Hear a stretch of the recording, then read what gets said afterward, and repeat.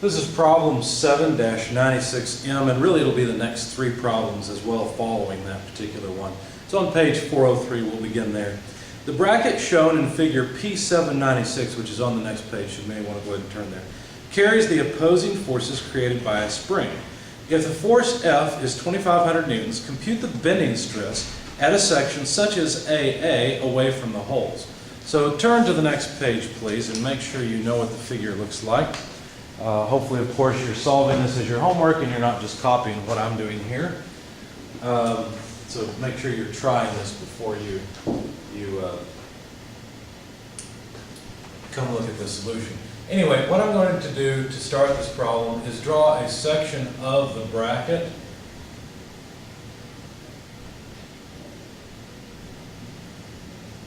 Okay, and the holes are away from this section. So this is an AA type of section like they showed. It doesn't matter what section I take between the holes. The moment will end up being the same. The reason is because, look, if I want the moment in the material, I need the moment about the neutral axis. And that neutral axis, if you look at this cross section is just a rectangle like this. Okay? So the neutral axis is just at the center. Well, this cross section is a 25 millimeter height. Okay, so 12.5 millimeters is the distance from here to here, and then the distance from the point of application of the force up to this point is given in the figure, and it's 52 millimeters. So the overall distance here is 25 millimeters over 2 plus 52 millimeters, and that comes out to 64.5 millimeters. So now I've got the moment arm of this force. Now to resist this force, of course there will have to be an equal and opposite force here, but look, now we've got a force couple. So we've got to apply a moment like this in order to prevent the whole thing from moving, to keep it all in static equilibrium. Because this force couple is trying to get it to rotate clockwise, we need a counterclockwise moment to counteract that couple. What is the magnitude of this moment? Well, some moments about a point anywhere on this line, and you would find that the moment is simply equal to F times D, where D is this distance. Okay, so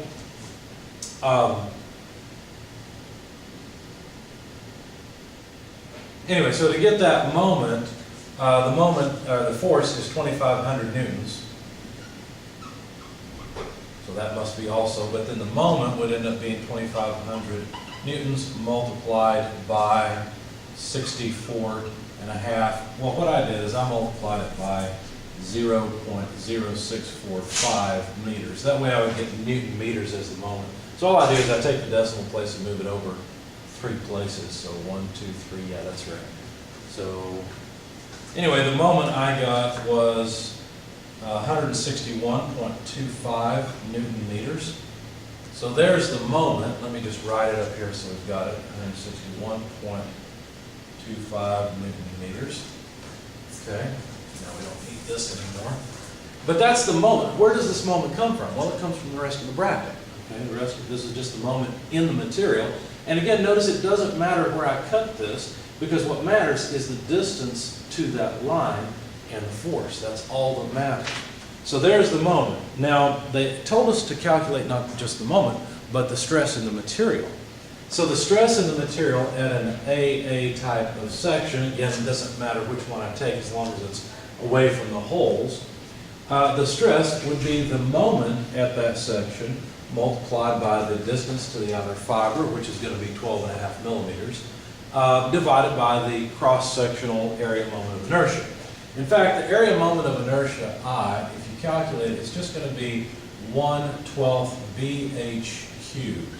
Okay? The base distance here is 16 millimeters. That's the distance, the base B. So when you plug all of that in, 16 millimeters and a height of 25 millimeters cubed over 12, and convert it to meters to the fourth, you get 2.08 times 10 to the negative 8 meters to the fourth. Okay, so there's the cross-sectional area moment of inertia. So we can calculate the stress easily enough, 161.25 Newton meters multiplied by 12.5, so 0.0125 meters, because that's 12.5 millimeters, right? That's this distance. It doesn't matter if we're talking about the fibers up here or the fibers down here. The stress will be the same in both. It's just that, let's see, if we've got a moment acting like this on it, well, then that means that the lower fibers here will be in compression. These will be in tension, okay? Anyway, divided by I, 2.08 times 10 to the negative 8 meters to the fourth, the amount of stress I computed was about 96.9 gigapascals. So there's the stress in the material far away. Now, really this problem continues into problem number 97. And what they, so let me just do it this way. What they say in problem 97 is, okay, well now what happens if you consider cutting through a hole? Okay, so let's move this section out to over here where we actually have a hole, cut it there, and now what's the stress? Now understand the moment's going to be the exact same. The moment is still 161.25 newton meters. That's still how hard you have to twist this section in order to resist this 2,500 newton load, because the distances and the loads are still the same. But the stress is going to be different. There's less area now to take that load or to provide that load. Not only that, but because of the hole, there would be stress concentration.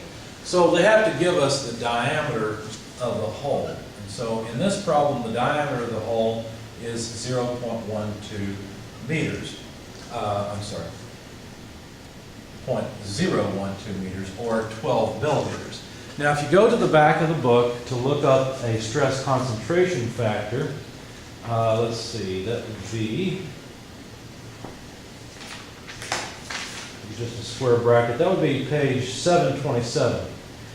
And they have a note, it's curve C, and they have a note here on the figure that says, note, the stress concentration factor is 1 if the diameter of the hole to the width of this thing is less than a ½ inch. Well, that's the case. 12 millimeters over 25 millimeters is less than a half. Okay, so for this case, D over W is less than a half. It would have to be, the hole would have to be 12.5 millimeters to be half of the height of this thing, and half of what they're calling W. Okay?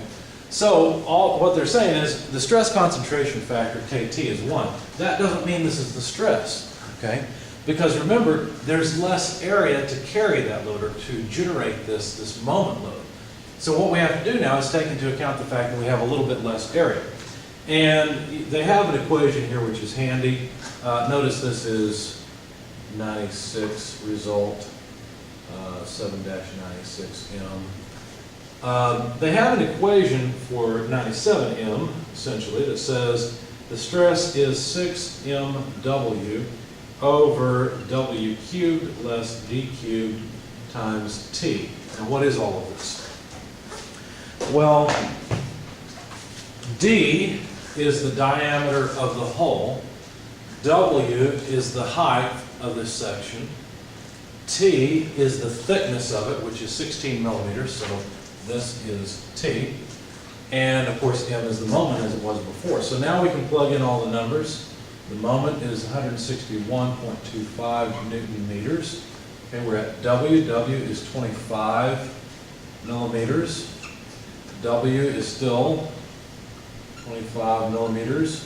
The hole diameter is 12 millimeters. Of course, this is going to end up being cubic meters, right? Both those terms will be cubic meters because that's the way I plugged them in.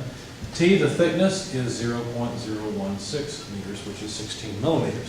Plug all of that into your calculator, and you'll find that the stress for this part is about 108.8. And I'm sorry, I made a mistake up here. This should not be gigapascals. This should be megapascals. I'm sorry, because this is megapascals as well. Okay, so this is the result for 7-97.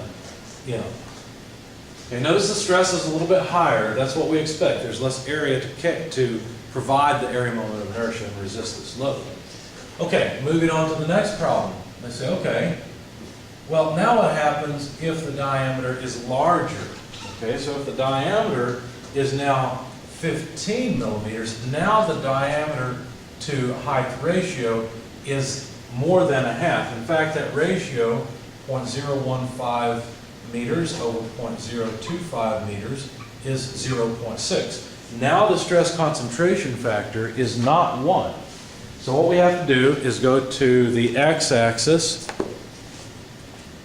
read off 0.6 as our D over W ratio, go up to curve C because that's the kind of loading we have, go up to curve C and read off the stress concentration factor. Be careful. 1 is here, 2 is here. There are only 5 divisions. Therefore, each division represents 0.2 units, okay? Or a change of 0.2. Okay, so the stress concentration factor that I got for this part is 1.2. And basically all you have to do, the nominal stress is still this. Okay, so all you have to do is multiply kT by this. So basically the stress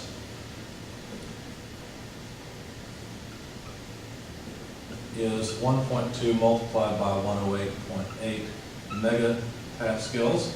And so that comes out to, here we are, 130.5 megapascals. So there's the answer for 7-98. Yeah. Okay? All right, now, the next question, problem number 99, basically, I've closed my book, so I won't try to find it and read it. It says, basically, given the results from the last problem, specify a suitable steel for a repeated load. So for a repeated load, our design guideline chart says use the ultimate strength over 8 as the maximum stress. So basically what we need is a material with an ultimate strength that is 8 times the stress we've come up with. So if you multiply the stress we've got here, the 130.5 megapascals by 8, you find the maximum stress, or the design stress, is about a gigapascal or so. Okay, a little over a gigapascal. So now we have to go to the back of the book in the appendices, look up the materials. So material properties, it's page 714, and look for a steel that has an ultimate strength greater than 1,044. When I did this, you could choose any steel that has a strength higher than this, but the one that was closest, or which you wouldn't have to do, but the one that I found that was closest was, let's see, I'm running out of space. I guess I'll put it here. Was 1080 oil quenched and tempered at 900 degrees because it had an ultimate strength of 1,234 megapascals, which is more than what's required, so it shouldn't break in this application.